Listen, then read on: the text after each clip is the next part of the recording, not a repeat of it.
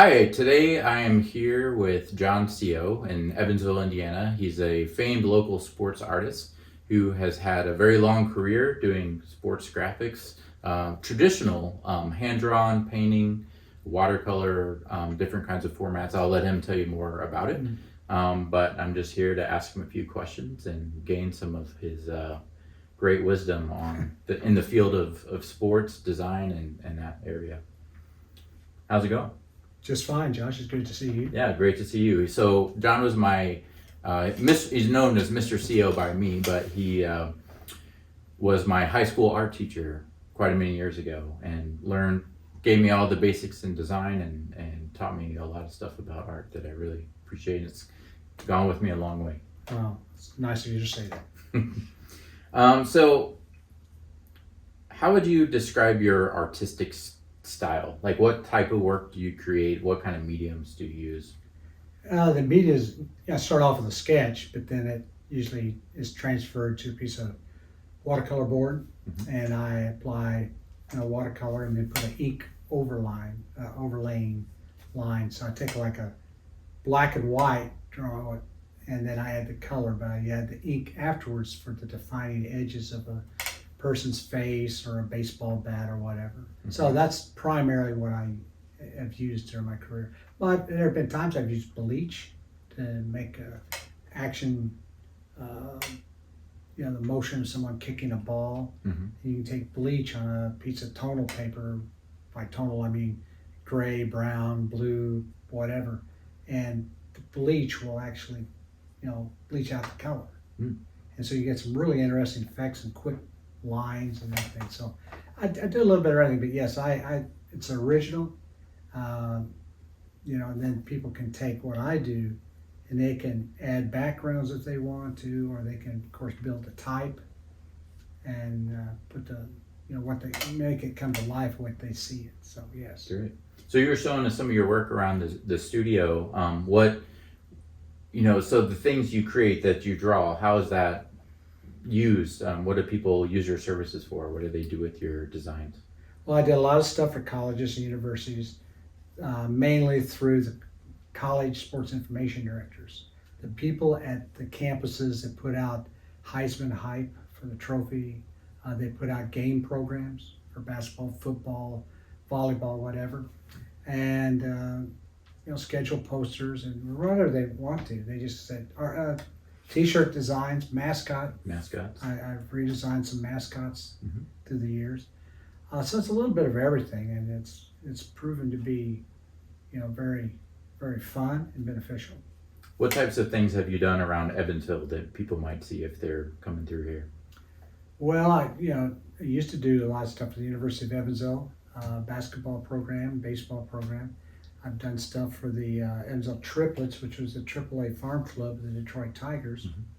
Designed a lot of things, even the Old English E that they wore on their jerseys.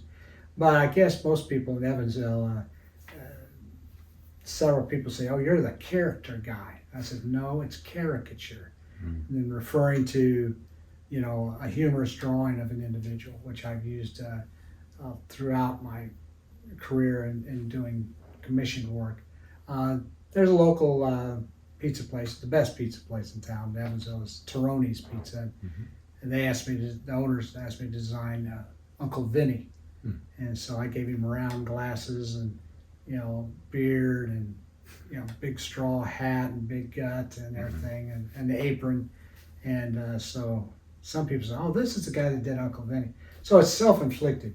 I'd rather have the reputation for being a great painter, and I'm working on that. I just started doing some research for what I want to do, some sketches for a series of watercolor paintings and get back into my fine art. But the sports art and even some stuff for entertainers like rock groups and country western stars, and so it's been fun. But that's what I've been known for. But I'm going to change that narrative. Great. So some of your caricatures you've done for celebrity athletes and singers and Yes.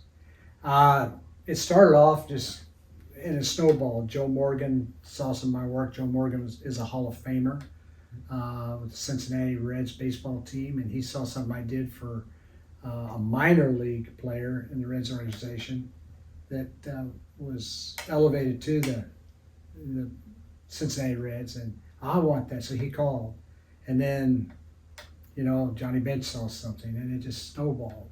So this was before social media, correct? Oh yeah, yeah. So how did they come across your work? How did they? Well, Joe Morgan was the first, and he saw my work. Mm-hmm. Through here's one I did of Harry Spillman, whose now wife, at the time fiance, was the Evansville Triplets, a AAA farm club I alluded to. She was the secretary, and they met when he came into town, and so he gets called up on his birthday, and so I did something of Harry Spillman, and Kim took it to him, and Joe Morgan saw it, Johnny Bench saw it, Tom Seaver sees it, and I want one. And then I sent Steve Garvey a piece, and Steve, in fact, he was on the cover, he and his wife, of I think it was Sport Magazine.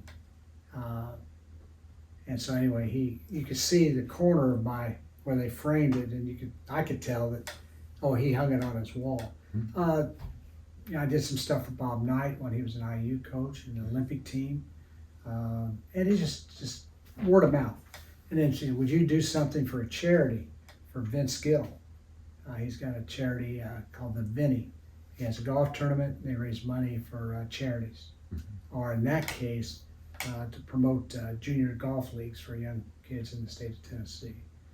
But I like what you did, and as you know, I would do one for, let's say, Joe Morgan, and I'd do a second one, give it to him, and he would sign it or ship it to Steve Garvey, and he would sign it. So I've got a whole studio here and drawers full of watercolor paper, illustration board with likenesses of people, and they sign it. In some cases, I didn't have time to do the artwork, and I said, sign here. So I need to go back and do the artwork, so it accompanies the signatures.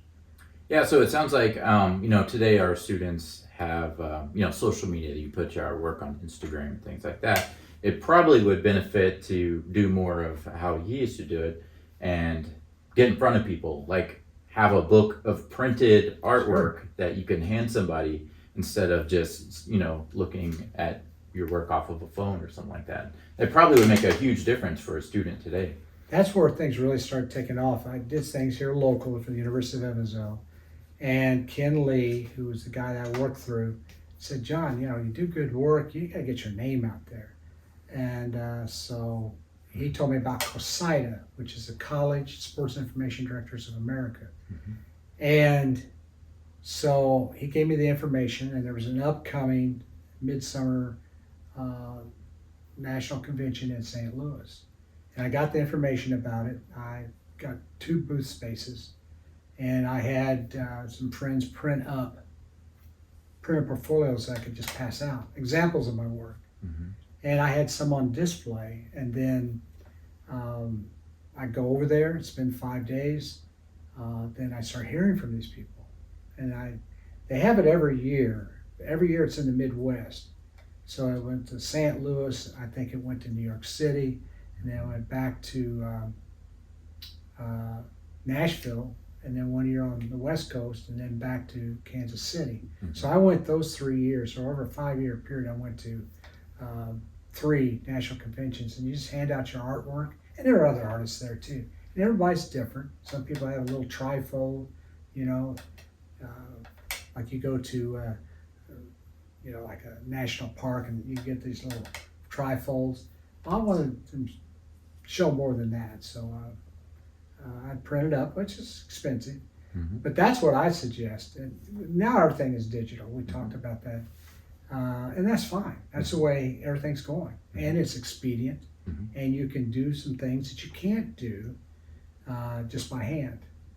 But there are things that I can do by hand that you cannot do on a computer. So And I'm old school in that regard. So would you recommend for students, like, is that traditional background important? Or do they just need to learn Photoshop and how to install something Adobe?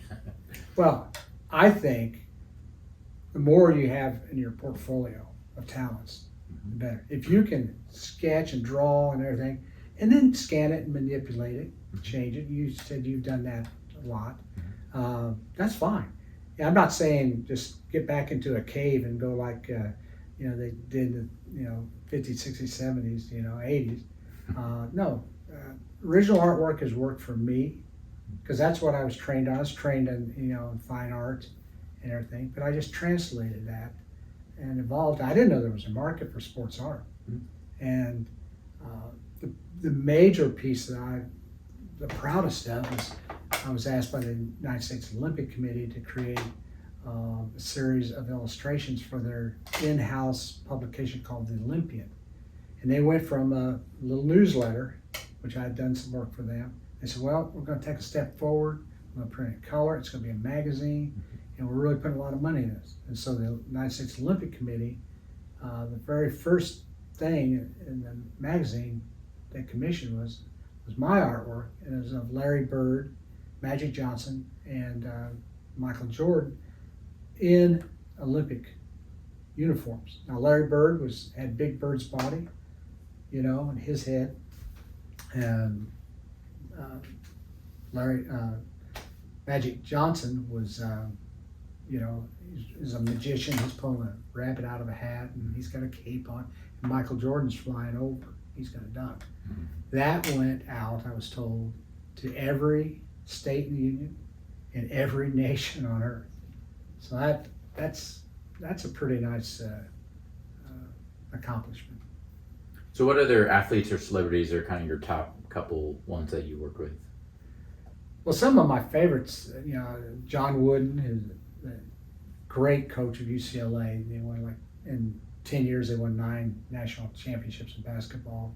I got to meet him. I won one of his national awards, and I got to meet him and everything. And so that was nice. Bob Knight was incredible. He was very intimidating, but until he gets to know you, and then he was a real nice guy. It just goes on and on. Mickey Mantle was one of my favorites when I was growing up, and Yogi Berra. They were all-time Yankee greats, Hall of Famers, and get to meet them. And in fact, I did the last piece of artwork and the last signature, I'm told, on a piece of my artwork for a caregiver that Mickey Mantle signed when he was unfortunately dying of cancer in Texas in a hospital. Wow. His publicist called and said, one of his last signs, Yeah, he said he would like for you to do something, to send us a bill. So I'm not going to send Mickey Mantle a bill. I'd be like, I'm not going to send Steph Curry a bill. He's on his, if God forbid, if he was, terminally ill. No, it's not. I'm not trying to make every last penny I can. I just enjoy the contact with these people. So also, if anybody's been around Evansville a while, probably would recognize some of your work from a restaurant called Mattingly's 23. Yes. Could you tell us about, some of you may not even know who Don Mattingly is, but he's in the mid-'80s was a pretty great player for the New York Yankees. Yeah, Donnie came up through Evansville, and I met him and spent 3. And he was from here. He was from Evansville, so yeah. And 3 Christmases with he and his wife, and New Year's, and parents, and planning a restaurant. He opened up a restaurant. It started off as a neighborhood bar, and it just kept growing and growing. And now it was a full standing. Start from scratch building. I designed most of the interior, which I told Don I have never done this before, and he said, "I know you can do it." Yeah. So picked out carpet. We matted and framed and hung on the walls 750 items, from game programs, to ticket stubs, to photographs, to some of my artwork, a lot of my artwork, and I was real proud of that. It was a learning experience, and I could bring that back in the classroom. In fact, I had 2 of my students that were going to be seniors that following year, I got let's pay them a little bit to help me, because this is kind of daunting to hang 750 things on the walls. And I got to wait the last minute. I'm the last person in there. The carpet layers were there, the movers were there, painters were there. Okay, now you put stuff up. And it was fun, but it was all encompassing. But these students learned so much. And one of them turned out to be a teacher, a high school teacher. So she made good use of that. I don't think I emphasized enough at the beginning, but John was a high school the whole time, art teacher? Yes, loved it. And how many years was that? 42 years. Wow. And I tell people I did not have a job for 42 years. And by that I mean, if the alarm goes off at 5 o'clock, like in my world, a.m., I'd get up, hey, let's go. I'd get ready. I'd be an hour and a half there before any students showed up, because I had things to do, wanted to prepare, and talk to students for whatever reason if they had some concern, something going on to family and stuff. I enjoyed it. But a lot of people wake up and the alarm goes off and they throw something at the alarm. They hit snooze again. I don't want to go to work. I don't want to work with that one person. If I do one more day, I might strangle them. They're unhappy. And my parents said, find something that you're happy. And you're never going to find 100% happiness in a job or in a relationship, but you got to seek that higher percentage that most people allow themselves to seek. So I was very fortunate, and I enjoyed teaching. And if someone says, why did you want to teach, especially high school students? Why not? They're fun to be around, and they've got ideas and stuff, and you can show them. And in my field, that they didn't come in with a wealth of knowledge. Like some people go into math class, I already know that. The teachers have a hard time teaching them something that they already know, because the younger generations that I taught and now, they're highly intelligent, highly versed on everything, especially in technology, which honestly I'm not well versed in. So, having taught students for so many years, art and design and drawing, what is your kind of best advice for someone to improve at that, to learn that skill, to get better at it? And what would you say? I don't know how many times, Josh, someone says, well, I'm not any good.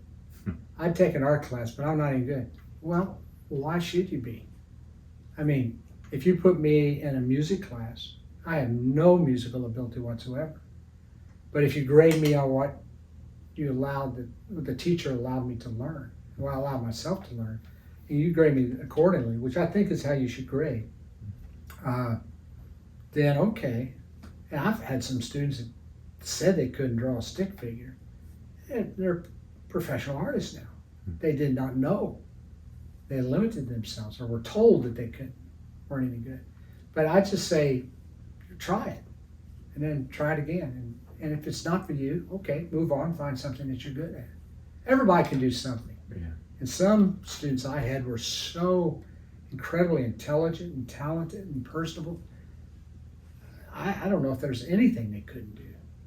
So don't limit yourself. Don't limit yourself at all. Yeah, for some reason there's this expectation that you should know how to draw when you start the art class, like that should be a skill you just possess, but you're saying you can develop that. Oh, absolutely. Yeah. I mean, anybody can get better at anything. Now, the amount of intelligence and improvement that's made varies. Again, I cannot sing. I cannot play a musical instrument. And even the greatest music teachers of all time. In fact, I had one teacher says, after hearing me sing first few lines of God Bless America. In fact, I only think I got God Bless, and she banged on the piano keys and said, aren't you the kid that likes art? I said, yes, ma'am. Do you know what mime is? I said, well, that's where you act things out, but you don't. That's what we want you to do. Anytime we're on stage, you act like you're singing. She really did that. And I said, okay. And people thought I was a heck of a singer. But I was a heck of a performer, but I just couldn't sing.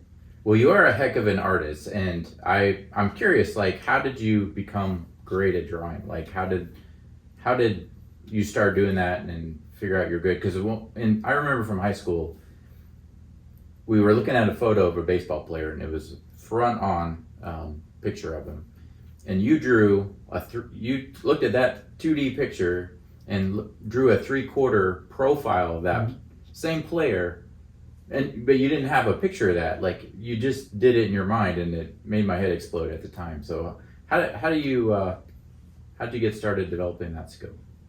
Well, in college, I took anatomy and kinesiology, and that's not a class that most art majors take. But I took that class. I even took a microbiology class to understand structure and cells and things like that. But kinesiology and anatomy, I know the muscle structures. I know how they lay over the bones. I know how the bones rotate in the forearm when you just turn your hand 180 degrees. And so that helps. There's a lot of muscles in there, I believe. Yeah, yeah, and these two bones, they're stationary here, but when you flip them, the bone that was over here is now over here. Little things like that, and where the joints are in the hands. But facial structures. So I would just draw. I was drawing 24/7. Yeah. I remember when like from young, when you were young. I remember my great grandfather died, and my father told me, and he says, "All right, now what?" I was 5 years old. He said, "Why don't you go in and lie down on your bed?" Well, he had gotten a nice 24 by 36 newsprint pad and some markers and some pens and stuff, pencils. Laid them on my bed. He knew as soon as I walked in and saw that, it would get my mind off of the death of my great grandfather. And so art can be used as therapy in that case. I don't care how good or bad you are in art. If you're not feeling well, grab a piece of paper, a canvas, a pen, pencil, and just markers, and just lose yourself in creating something. It might not be anything when you get done, but it helps. Art can help soothe the soul. But you can make a career out of it. You can make a partial career out of it, or you can just do it because, hey, I want to paint that. And so I've always been intrigued by it, and I had parents that supported that. I think largely due to that was all I could do. They knew I wasn't going to be an opera singer or a front man for the Rolling Stones or anything. So let's go with the art. Great. 2 more questions for you. Just the sports industry in general. What are the pros and cons? Like, what's the good part about it? Maybe what's the challenging part about it? Well, you got to know the copyrights. I was talking to Don Mattingly. He played for the New York Yankees, and he said, "John, I just won the batting title. Everyone in baseball and sports has got a limited edition print. You in it for that?" And he hadn't opened up his Christmas gift from his wife, but it was a portrait that I had done. Very similar, except on a different piece of colored paper of the one I have in my studio here. And when he opened it up, I said, "Oh yeah, that's what I want." So I did it. I said, "All you have to do, you're busy. I will take care of everything except you need to get copyright, permission to use the New York Yankee logo." Steinbrenner Incorporated had to approve that, right? Yes. And he said, "Oh yeah, I'm going to see him Thursday. I signed my new contract. We're going to have negotiation." Fine.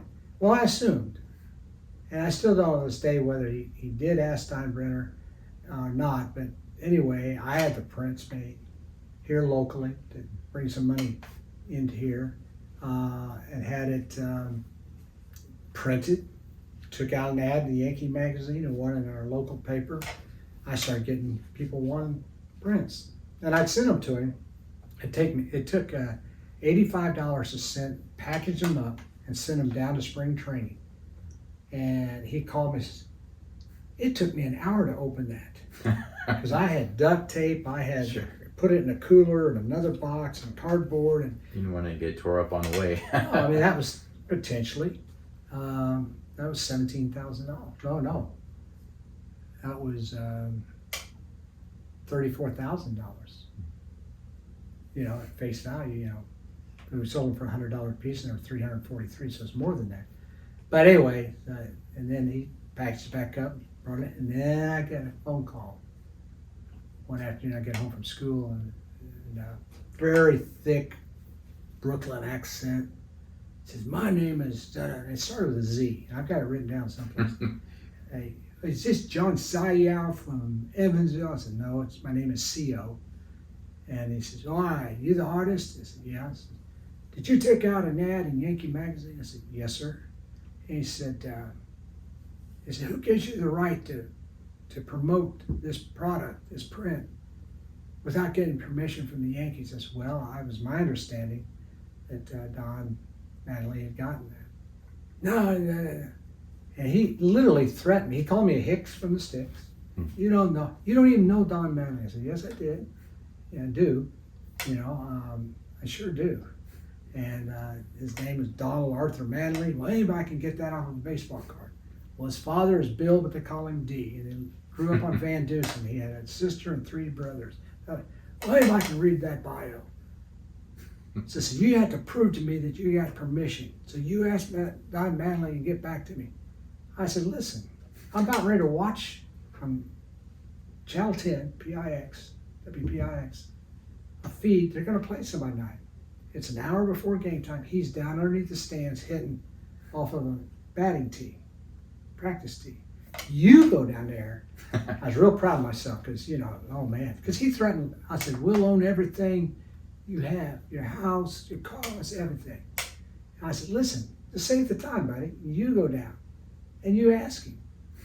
So for the next 2 days, I was, you know, on pins and needles because I can't compete financially with Sure. George Steinbrenner and the New York Yankees. So anyway, I get a call from him. He says, "Well, I talked to Mr. Mattingly and this, and Mr. Steinbrenner never heard such a conversation." I don't know. Oh, God.